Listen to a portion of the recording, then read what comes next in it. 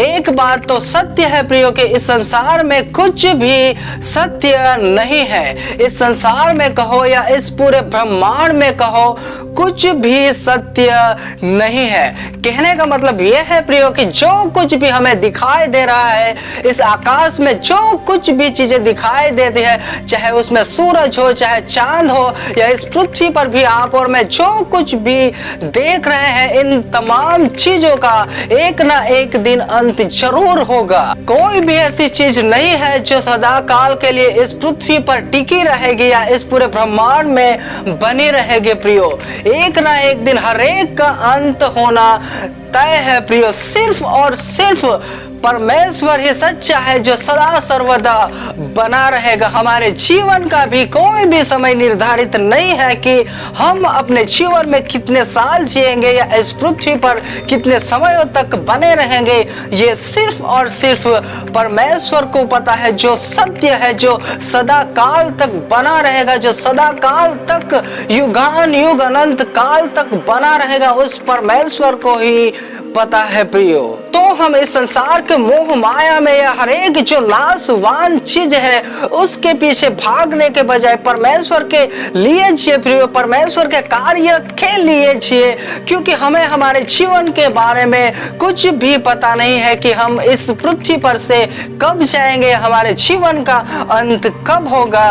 परंतु हम अगर हमारे इस जीवन में, इस पृथ्वी पर जो परमेश्वर ने हमें जीवन दिया है, इस जीवन में अगर परमेश्वर के लिए जिएंगे तो परमेश्वर ने जो अनंत काल का जीवन देने का वादा हमें किया है वह जरूर पूरा होगा। और जो मुकुट, जो ताज प्रभु यीशु मसीह हमसे देने का वादा करता है वो हमारे लिए निश्चय होगा।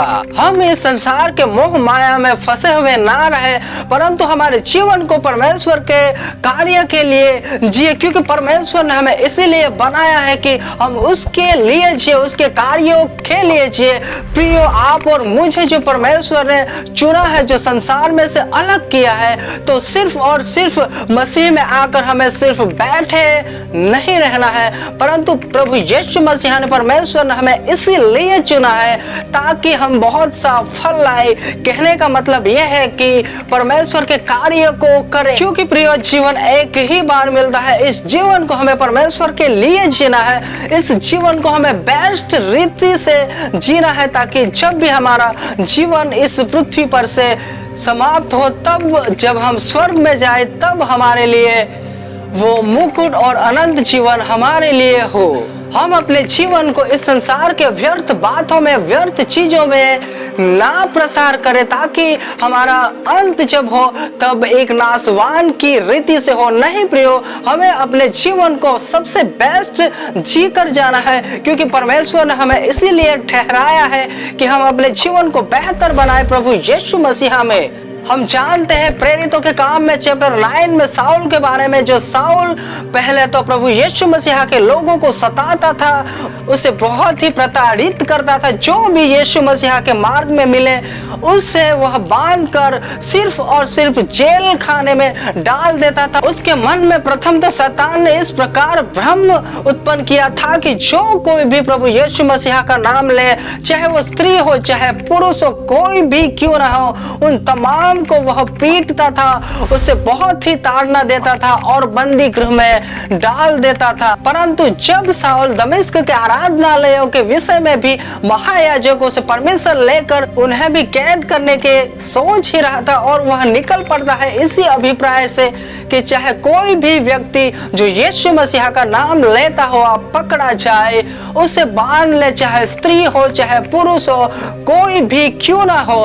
परंतु जब वो उसे रास्ते में चलते चलते आकाश से अजायब रीति से ज्योति चमकती है, और जब उसे प्रभु यीशु मसीह उसे बातें करता है कि हे साउल, तू मुझे क्यों सताता है। साउल कहता है कि हे प्रभु, तू कौन है। तब यीशु मसीह कहता है कि मैं यीशु हूँ जिसे तू सताता है, परंतु अब उठकर नगर में जा और जो कुछ भी तुझे करना होगा वह तुझसे कहा जाएगा। तब जाकर साउल उस जगह पर कुछ समय तो अंधा हो जाता है, उसकी आंखों की रोशनी चली जाती है, तब जाकर उस जगह पर जो लोग उसके साथ साउल के साथ रहते थे वह लोग उसे पकड़कर लेकर जाते हैं और हनन्याह को प्रभु यीशु मसीह भेजता है साउल के पास, और हनन्याह साउल के पास जाता है और उसके लिए प्रार्थना की जाती है।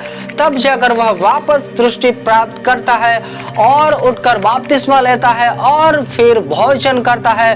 उसके बाद साउल समझ जाता है प्रभु यीशु मसीह के बारे में कि सच में यीशु मसीह जी उठा है, क्योंकि प्रथम तो साउल भी नहीं मानता था। जब यह गवाही दी जा रही होती है प्रभु यीशु मसीह की जी उठने की चेलों के माध्यम से, तब प्रथम तो साउल भी नहीं मानता है और चेलों को बहुत ही सताता है।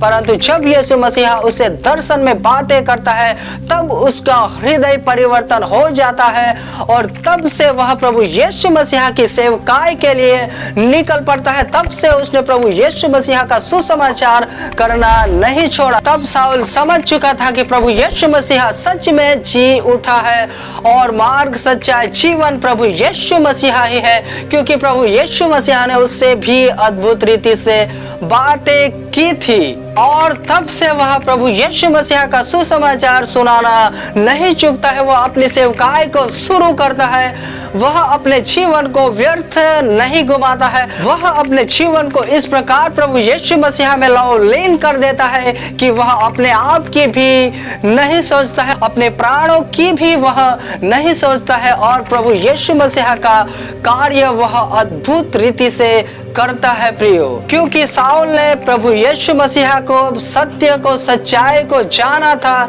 कि सत्य केवल यही है। इसी तरह प्रियो हम भी अपने जीवन को इस संसार की मोह मायाओं से अलग करें और प्रभु यीशु मसीह की और हम अपने कदमों को बढ़ाएं और उसके कार्य को जो उसने हमें सौंपा है उस कार्य को करें।